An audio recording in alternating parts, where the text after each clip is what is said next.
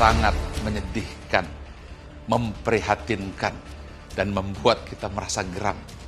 Bagaimana mungkin seorang anak yang usianya 19 tahun bisa tersenyum di depan kamera setelah membunuh ibunya sendiri dengan tusukan pisau di wajah dan leher ibunda yang melahirkannya.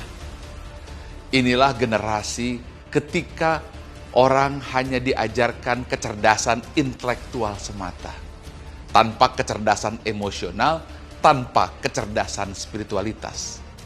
Kecerdasan emosional adalah kemampuan untuk merasa, what do I feel?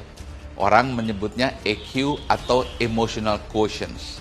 Dan itu tidak pernah diajarkan di bangku sekolah, apakah SD, SMP, SMA, atau bahkan sampai universitas.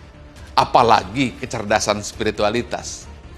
Kecerdasan spiritualitas atau SQ atau spiritual quotient atau spiritual intelligence, itulah kemampuan untuk mendengar hati nurani dan faham siapa jati diri dan suara hati fitrah yang terdalam atau who am I. Kita terbiasa mengabaikan emosi, terbiasa mengabaikan hati nurani, sambil berkata bahwa emosi dan hati tidak berpikir, tapi ini yang berpikir. Dan inilah yang terjadi. Seorang anak membunuh ibunya, 151 kali tusukan dan tersenyum di depan kamera. Mudah-mudahan ini pelajaran untuk kita semuanya. Bukan hanya di Indonesia, tetapi juga di Malaysia dan di seluruh dunia. Bahwa tidak cukup mengajarkan anak-anak kita, generasi kita, hanya IQ atau kecerdasan intelektual atau nilai akademik.